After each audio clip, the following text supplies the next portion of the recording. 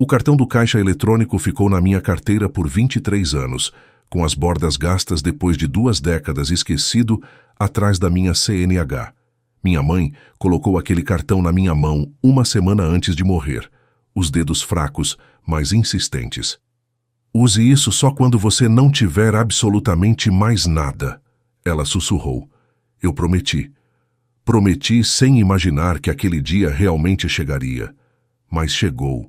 Eu estava parado em frente a uma agência do Banco do Brasil, numa terça-feira à tarde, com R$ 73 na conta corrente e nenhum lugar para dormir naquela noite. Eu tinha 45 anos. 3 dias antes, minha esposa, com quem fui casado por 15 anos, me colocou para fora de casa como se eu fosse lixo esquecido na calçada. Ela ficou com tudo: a casa, os carros, as aplicações financeiras, as contas, até os móveis que eu mesmo tinha escolhido. O advogado dela fez questão de garantir isso. A reunião do divórcio aconteceu rápido, rápido demais. O Dr. Gustavo Almeida estava sentado do outro lado da mesa no escritório dele, no centro financeiro da cidade. Terno caro, relógio caro, um sorriso caro que nunca chegava aos olhos. Ele deslizou os papéis sobre a mesa de vidro. Senhor Marcos Ribeiro, considerando que os bens do casamento foram adquiridos majoritariamente com a renda da sua esposa e levando em conta sua contribuição financeira mínima nos últimos 15 anos, minha cliente oferece um acordo no valor de 250 mil. Ele bateu levemente no papel. Se o senhor assinar hoje, encerramos tudo até sexta-feira. Eu encarei aquele número. 15 anos de casamento. 250 mil. Fiz a conta na cabeça. Pouco mais de 16 mil reais por ano. Mas eu sou professor de português do ensino médio, eu disse. Todo o meu salário foi usado para pagar despesas da casa. O sorriso dele se alargou. Seu salário médio foi de cerca de 6 mil mensais. Já sua esposa teve rendimentos na faixa de 150 mil por mês. A matemática é bastante clara. Ele cruzou as mãos. Minha cliente está sendo generosa. Senti o rosto esquentar. Não era só raiva. Era humilhação. Eu preciso de tempo. Quero falar com um advogado. O sorriso desapareceu. Ele pegou a caneta e bateu com ela no contrato. A proposta expira no momento em que o senhor sair desta sala. Isso não é justo. Se o senhor levar isso para a justiça, vamos provar que sua contribuição foi irrelevante. O senhor vai sair sem nada, além de dívidas judiciais que não pode pagar. Minha esposa estava sentada ao lado dele, mexendo no celular, como se estivesse esperando um voo atrasado. Ela nem levantou os olhos quando eu peguei a caneta. Assine agora ou saia com nada. Eu assinei. Assinei todas as páginas. O que mais eu podia fazer? Eu não tinha dinheiro para advogado, não tinha dinheiro para brigar. Na verdade, eu não tinha dinheiro para nada. Ela me deixou pegar uma única mala de roupas. Trocou a senha do portão antes de eu chegar ao fim da rua. Passei 2 noites em um hotel barato de beira de estrada, comendo salgados de posto e tentando entender onde minha vida tinha desmoronado. O cheque do acordo ficou sobre o criado mudo. Parecia muito dinheiro, e ao mesmo tempo não era nada. Naquela cidade, 250 mil dirhams não pagavam aluguel, calção, mobília e um recomeço digno. Eu teria que reconstruir tudo aos 45 anos, com salário de professor, sem casa, sem família, sem chão. No 3º dia, fui ao banco depositar o cheque. Foi quando eu me lembrei do cartão. Minha mãe morreu quando eu tinha 22 anos, recém-formado e ingênuo o bastante para achar que o mundo me devia alguma coisa. Ela trabalhou a vida inteira como auxiliar administrativa. Nunca tivemos muito. Ela dirigia um carro velho, comprava roupa em bazar, cortava cupons de mercado, mas fazia questão de eu nunca faltar à escola. Uma semana antes de morrer, com o câncer levando tudo menos a lucidez, ela me chamou para perto da cama. Marcos, eu preciso que você me prometa uma coisa. Qualquer coisa, mãe. Ela abriu a gaveta do criado mudo e tirou um cartão de banco. As mãos tremiam quando ela colocou na minha. Isso é de uma conta que eu abri há muitos anos. A senha é o dia e o mês do seu aniversário. Que conta, mãe? Tem quanto? Ela apertou minha mão. Você vai entender quando chegar a hora. Só promete que vai usar quando estiver no fundo do poço. 3 dias depois, ela morreu. Eu carreguei aquele cartão por 23 anos, nunca usei. Nunca consultei saldo. Parecia errado, como se eu estivesse admitindo que ainda precisava da ajuda da minha mãe. Mas agora, parado diante daquele banco, eu realmente não tinha mais nada. Eu tirei o cartão da carteira. A tarja magnética estava quase ilegível. Enfiei no caixa eletrônico, esperando que fosse recusado. A tela pediu a senha. Eu digitei. 0724. O caixa demorou mais que o normal. A tela ficou preta. Então apareceu a mensagem que fez meu estômago despencar. Por favor, procure um gerente imediatamente. Ótimo, murmurei. A conta foi encerrada. Eu estava virando para ir embora quando a porta giratória do banco se abriu com força. Um homem de terno escuro saiu quase correndo em minha direção. O crachá dizia, Henrique Osório, gerente-geral. Senhor, por favor, não se mova. Ele estava ofegante. O senhor precisa entrar comigo agora. É urgente. Eu engoli seco. Tem algum problema? O rosto dele estava pálido. As mãos tremiam. Na conta que o senhor acabou de acessar, eu preciso confirmar uma informação imediatamente. Ele apontou para dentro. Por favor, por aqui. Eu segui. O gerente me conduziu para dentro da agência, passando direto pelos caixas, sem trocar uma palavra com ninguém. Entramos numa sala reservada no fundo. Ele fechou a porta, sentou-se diante do computador e começou a digitar com os dedos visivelmente trêmulos. Senhor, posso ver um documento, por favor? Entreguei minha CNH. Ele comparou meus dados com o que aparecia na tela e, quando levantou os olhos, parecia ter visto um fantasma. Marcos Ribeiro, quando foi a última vez que o senhor acessou essa conta? Nunca. Minha mãe me deu esse cartão há 23 anos, pouco antes de morrer. Eu nunca tinha usado. Ele se recostou na cadeira, passou a mão no rosto e respirou fundo, como se estivesse tentando se manter de pé. Senhor Ribeiro, o saldo atual dessa conta é de aproximadamente 250 milhões ieres. Eu ri. Não de alegria. Ri porque aquilo era absurdo demais para ser real. Isso é impossível. Minha mãe era auxiliar administrativa. A gente viveu a vida inteira com dificuldade. O senhor deve estar confundindo. Ele virou o monitor em minha direção. Na parte superior da tela, eu vi o nome completo dela. Helenice Maria Ribeiro. Abaixo, uma série de números, registros, participações societárias e termos que eu mal compreendia. Sua mãe não era apenas uma auxiliar administrativa, Sr. Marcos. Ele abriu outro documento. De acordo com os registros, ela era acionista majoritária de uma holding chamada Sterling Participações Financeiras. Nunca ouvi falar disso. Foi uma empresa criada no início dos anos 80. Um fundo de investimentos que apostou cedo em empresas de tecnologia e telecomunicações. Sua mãe entrou com uma participação inicial relativamente modesta, que cresceu de forma exponencial ao longo de 4 décadas. Minha cabeça girava. Mas a gente mal tinha dinheiro para supermercado algumas vezes. Ele assentiu lentamente. Segundo as anotações deixadas por ela, isso foi intencional. Ele clicou em mais alguns arquivos. Ela deixou instruções expressas para que o senhor não fosse informado sobre essa conta até acessá-la por conta própria. O gerente abriu uma gaveta da mesa e retirou um envelope antigo, amarelado pelo tempo. A caligrafia na frente era inconfundível.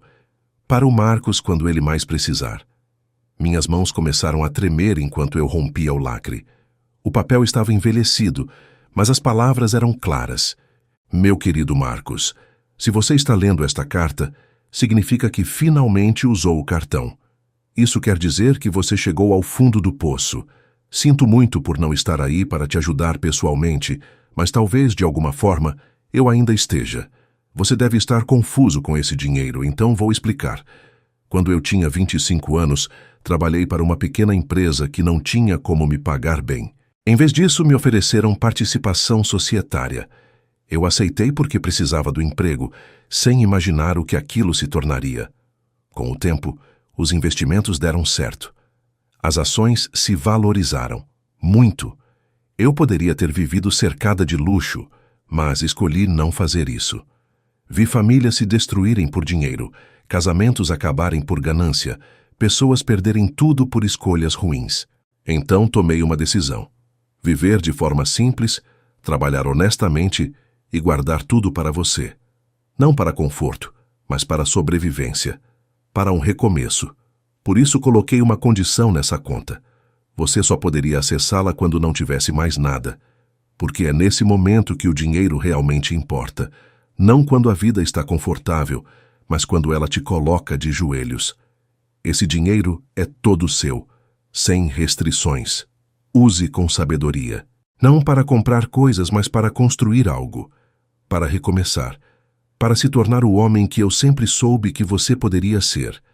Eu te amo mais do que qualquer valor no mundo pode medir. Fiquei em silêncio, segurando aquela carta, sentindo como se minha mãe estivesse ali comigo. O gerente pigarreou, quebrando o silêncio. Sr. Ribeiro, o que o senhor gostaria de fazer agora? Eu pensei na minha ex-mulher sentada na casa que eu ajudei a manter, provavelmente aliviada por ter se livrado de mim. Pensei no advogado dela, me olhando como se eu não valesse nada. Pensei no cheque do acordo, que deveria representar o valor de 15 anos da minha vida, e comecei a rir novamente. Um riso baixo, incrédulo. Eu preciso fazer algumas ligações. O gerente assentiu. Tá claro. E preciso do contato do melhor advogado de família deste estado. Ele me observava com atenção, como se tivesse medo de que eu desmaiasse. Posso ajudar com isso se o senhor quiser. Quero alguém que saiba anular acordos abusivos. Ele pegou o telefone. Enquanto isso, eu reli a carta mais uma vez. A frase não saía da minha cabeça. Não para comprar coisas, mas para construir algo. Alguns minutos depois, ele voltou com um cartão de visita. Doutora Camila Moreira, especialista em divórcios de alto patrimônio e anulação de acordos feitos sob coação. Obrigado. Ela cobra caro. Dinheiro não é mais um problema. Ele esboçou um sorriso discreto. Imagino que não. Preciso liberar um valor para me estabilizar. Hotel, honorários, aluguel, despesas iniciais. Quanto? R$1 milhão para começar. Ele não demonstrou surpresa. Providencio agora. O valor estará disponível ainda hoje. Levantei-me e apertei a mão dele. Obrigado por tudo. Sua mãe foi extremamente cuidadosa. Ela pensou em cada detalhe. Saí do banco sentindo algo que não sentia há anos. Não era empolgação pelo dinheiro. Era poder, era escolha, era dignidade. Do lado de fora, liguei para o número no cartão. Escritório Camila Moreira. Boa tarde. Meu nome é Marcos Ribeiro. Assinei um acordo de divórcio há 3 dias. Fui pressionado, ameaçado e impedido de procurar advogado. Preciso saber se isso pode ser revertido. Houve uma breve pausa. Venha hoje às 16 horas. Traga tudo o que tiver. Estarei aí. Desliguei. Pela primeira vez em muito tempo, eu não me sentia derrotado. Cheguei ao escritório da doutora Camila Moreira às 15h45. O prédio era moderno, discreto e claramente caro. Nada ali parecia improvisado. A recepção era silenciosa, organizada, eficiente. Ela mesma veio me buscar. Camila devia ter pouco mais de 50 anos. Cabelo preso, postura firme, olhar afiado de quem não perde detalhe algum. Apertou minha mão com força. Senhor Ribeiro, venha comigo. O escritório tinha janelas do chão ao teto, com vista para a cidade. Ela se sentou, puxou um bloco de anotações e foi direta. Me conte tudo, desde o começo. Eu contei. Falei do casamento, da carreira da minha ex-esposa, de como eu sustentava a casa emocionalmente e financeiramente com meu salário de professor. Contei do advogado dela, do prazo absurdo, das ameaças veladas e explícitas, da pressão para assinar imediatamente. Camila anotou tudo, interrompendo apenas para fazer perguntas precisas. Quando terminei, ela recostou na cadeira e me analisou por alguns segundos. Você assinou abrindo mão de direitos importantes. Isso nunca é simples de reverter. Meu estômago apertou. Mas... Ela levantou a mão. Porém, a forma como esse acordo foi obtido é gravíssima. Ela começou a enumerar com calma. Coação, prazo irrisório para decisão, ameaça de ruína financeira, impedimento prático de buscar defesa independente e, além disso, um valor absolutamente desproporcional para um casamento de 15 anos. Ela me encarou. Sim, dá para anular. Mesmo depois de assinado? Sim, não vai ser rápido, não vai ser barato, mas juridicamente o acordo é frágil. Quanto vai custar? Eu cobro 4.500 reais por hora. Um processo desses pode ultrapassar $500 mil. Eu posso pagar. Ela arqueou uma sobrancelha. 3 dias atrás você não podia. Minha mãe me deixou uma herança significativa. Camila sorriu. Mas não foi um sorriso simpático. Foi um sorriso de guerra. Ótimo, porque o advogado da sua ex-esposa joga pesado. E eu também. 2 dias depois, Camila entrou com uma ação urgente pedindo a anulação do acordo por coação e abuso. Na mesma semana, meu celular tocou enquanto eu tomava café em uma padaria. Marcos Ribeiro? Sim. Aqui é o Dr. Gustavo Almeida. Precisamos conversar sobre essa petição absurda que sua advogada protocolou. Dei um gole lento no café. Eu não vejo motivo para conversarmos. Minha advogada cuida disso. Você está cometendo um erro. O acordo foi legal e você aceitou voluntariamente. Voluntariamente sob ameaça. O tom dele endureceu. Você assinou. Isso é vinculante. Você me deu menos de 24 horas, me ameaçou com falência e disse que procurar advogado pioraria minha situação. Isso não é negociação. É intimidação. Houve silêncio do outro lado. Então, ele mudou o tom. Minha cliente está disposta a renegociar. Podemos aumentar o valor se você desistir da ação. Eu ri. Agora querem negociar? Seja razoável. Estou sendo. Só que agora o jogo é justo. Desliguei. Horas depois, Camila me ligou. Ele me procurou, quer acordo. E você disse que nos vemos no tribunal. Quando é a audiência? Quarta-feira, às 9h. A juíza é conhecida por não tolerar acordos abusivos. O que eu faço? Vista-se de forma simples, seja respeitoso e fale apenas quando perguntarem. Eu faço o resto. Na quarta-feira cheguei cedo ao fórum. Usei um terno simples, limpo, discreto. Camila me aguardava na entrada. Lembre-se, calma, verdade e silêncio quando não for necessário falar. Entramos. Minha ex-esposa já estava lá, sentada ao lado do advogado. Ela vestia um conjunto elegante, caro. Não me olhou. Quando a juíza entrou, o ambiente ficou tenso. Após analisar os documentos, ela foi direta. Doutor, confirme. Sua cliente ofereceu 250 mil reais para encerrar um casamento de 15 anos. Sim, excelência. E quanto tempo o autor teve para aceitar? 24 horas. A juíza inclinou a cabeça levemente. Ele pôde consultar um advogado. O Dr. Gustavo hesitou. Orientamos que ele aceitasse para evitar custos desnecessários. Não foi isso que perguntei. Silêncio. Dissemos que atrasar poderia resultar em condições piores. Ou seja, foi ameaçado. Ela virou-se para Camila. Doutora, apresente seus argumentos. Camila se levantou com tranquilidade absoluta. Excelência, o autor foi coagido. Prazo irrisório, ameaça de ruína financeira, impedimento de defesa independente e um valor flagrantemente abusivo. Isso torna o acordo nulo. A juíza olhou para mim. O senhor queria assinar? Não, excelência. Tinha condições de contratar advogado? Não, sou professor. A juíza fez uma anotação e voltou-se ao advogado da outra parte. Pedido deferido. O acordo está anulado. Minha ex-esposa levantou os olhos, visivelmente abalada. O processo seguirá para a apuração adequada e divisão justa dos bens. O martelo bateu. Do lado de fora, Camila respirou fundo. Agora começa a parte difícil. O julgamento? Sim, eles vão tentar te diminuir, e nós vamos provar o contrário. E eu acreditei nela.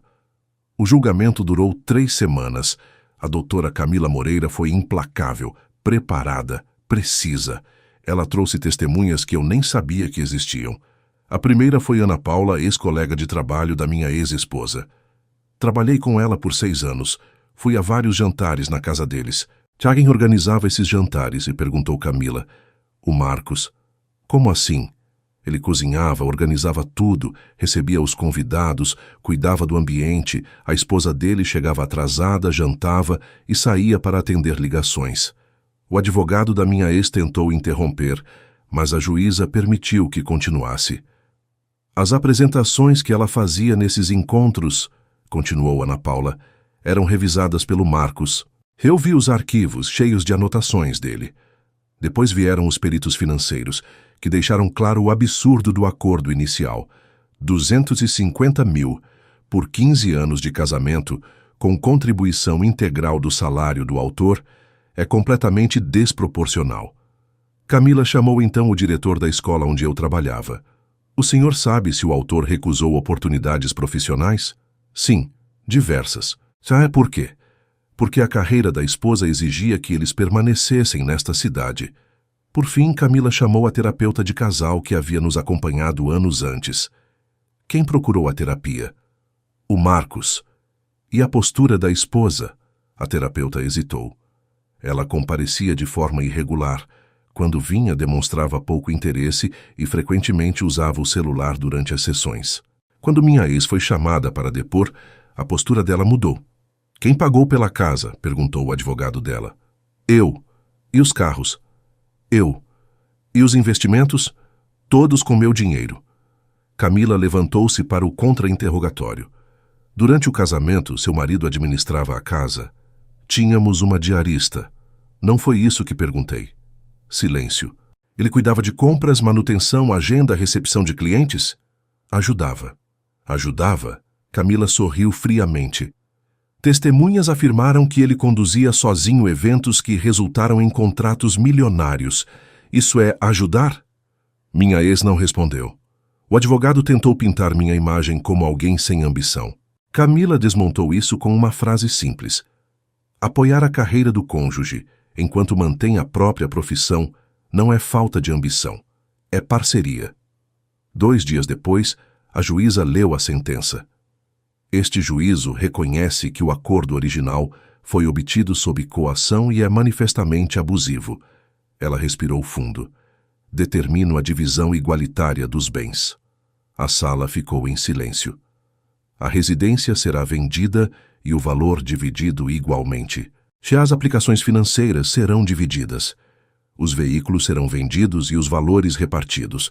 A requerida pagará ao autor o valor adicional de 450 mil para a equalização. Martelo batido. Minha ex ficou pálida. O advogado dela parecia atordoado. Do lado de fora, Camila se virou para mim. Você acabou de garantir cerca de 3 milhões de reais.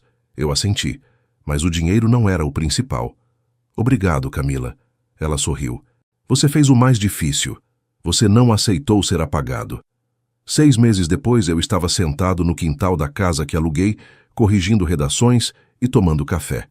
Vida simples, tranquila. O divórcio estava encerrado, tudo dividido conforme a decisão judicial.